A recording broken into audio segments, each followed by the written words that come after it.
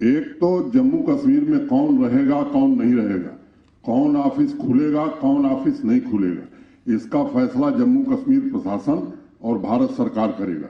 किसी दूसरे के इशारे पर ये काम नहीं होने वाला, वो दिन लद गए, ये आपको ध्यान में रखने की जरूरत है। दूसरी बात क्या थी? देखिए, आज स्वास्थ्य मंत्री जी का बयान मैंने पढ़ा है, जीनोम सीक्वेंसिंग के लिए उन्होंने बात कही है और किसी की यात्रा रोकने का हमारा कोई उद्देश्य नहीं है, लेकिन जब कोविड था तो उसमें बहुत सारी चीजें बंद हो गई थी। क्या स्थिति रहेगी इस पर निर्णय किया जाएगा और यहाँ पूरी तरह से राजनीतिक गतिविधियों के लिए, लोकतांत्रिक गतिविधियों के लिए सबको आजादी। बस एक ही बात पर पाबंदी है कि भारत के विरोध में कोई काम होगा तो उसे जरूर रोका जाएगा। तीसरी बात, आपने कश्मीरी पंडित और जम्मू बेस्ड एम्प्लॉइज की बात उठाई है। हाँ, ये सच है, दुखद घटना मई में हुई थी और उस समय से ये भाई हमारे हड़ताल पर थे, निरंतर मैं उनके संपर्क में था और उनकी जो लंबे समय से चली आ रही समस्याएं थी, मैंने ईमानदारी से कोशिश की कि उनका समाधान कर दिया जाए। मैं आपको गिन करके बताता हूं। एक, वो चाहते थे कि सुरक्षित स्थानों पर तैनाती हो जाए। डीसी, एसपी और प्रशासन के वरिष्ठ अधिकारियों के साथ बैठ करके लगभग सारे लोगों को डिस्ट्रिक्ट हेडक्वार्टर पर कर दिया गया। कुछ लोग तहसील हेडक्वार्टर पर हैं या रूरल डेवलपमेंट के कुछ हैं जो शहर में नहीं तैनात हो सकते हैं, तो शहर के नजदीक वाले गांव में किया। दूसरी व्यवस्था ये की गई थी कि कहीं भी एक कोई कश्मीरी माइग्रेंट या माइनॉरिटी का एम्प्लॉय किसी स्कूल में, किसी ऑफिस में अकेले नहीं होगा। हर जगह 2-3 मिनिमम लोग तैनात कर किए गए।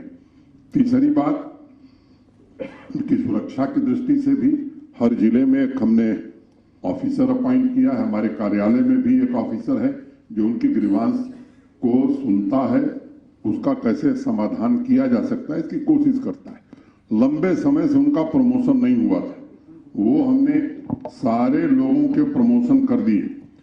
जो नॉन गजटेड से गजटेड में जाने वाले लोग थे वो भी लिस्ट पब्लिक सर्विस कमीशन को भेज दी गई।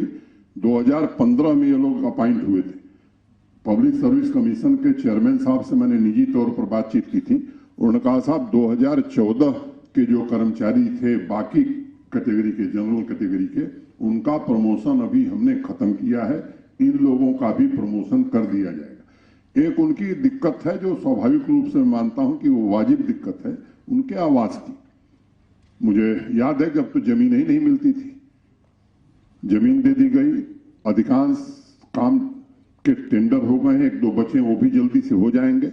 अभी कुछ दिन पहले हम खुद गए थे, चीफ सेक्रेटरी गए थे, कई हमारे सीनियर अफसर गए थे और अप्रैल महीने तक 1200 घर और दे दिए जाएंगे। अगले साल भी लगभग 1700-1800 घर हम दे रहे हैं, तो वो सुरक्षित रहें, ये हमारी प्राथमिकता है।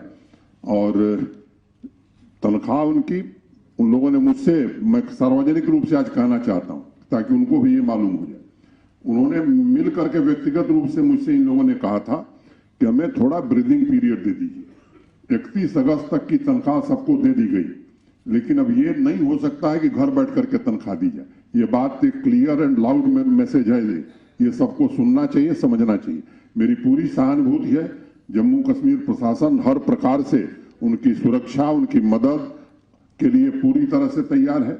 और जो दूसरे माइनॉरिटी एम्प्लॉइज हैं जो जम्मू से वहां जाकर के बैठे हैं, वो एक बात उनको भी ध्यान में रखनी चाहिए कि वो कश्मीर डिवीजन के कर्मचारी, इसलिए कश्मीर डिवीजन के डिस्ट्रिक्ट काडर का ऑफिसर अगर पुंछ में है तो वो जम्मू नहीं आ सकता। अगर कश्मीर डिवीजन का एम्प्लॉय है तो वो जम्मू नहीं आ सकता। इस बात को सबको समझना चाहिए। फिर भी मैंने ये कहा कि हमारे पास कोई ऐसी पॉलिसी नहीं है। एक कमेटी चीफ सेक्रेटरी साहब ने बनाई है। संयोग से जो पहले उस कमेटी को हेड कर रहे थे उनका स्थानांतरण हो गया, वो कमेटी विचार कर रही। मैंने उनको भरोसा दिया है कि अगर कोई गुंजाइश होगी तो एक नीति भी हम बनाने की कोशिश करेंगे।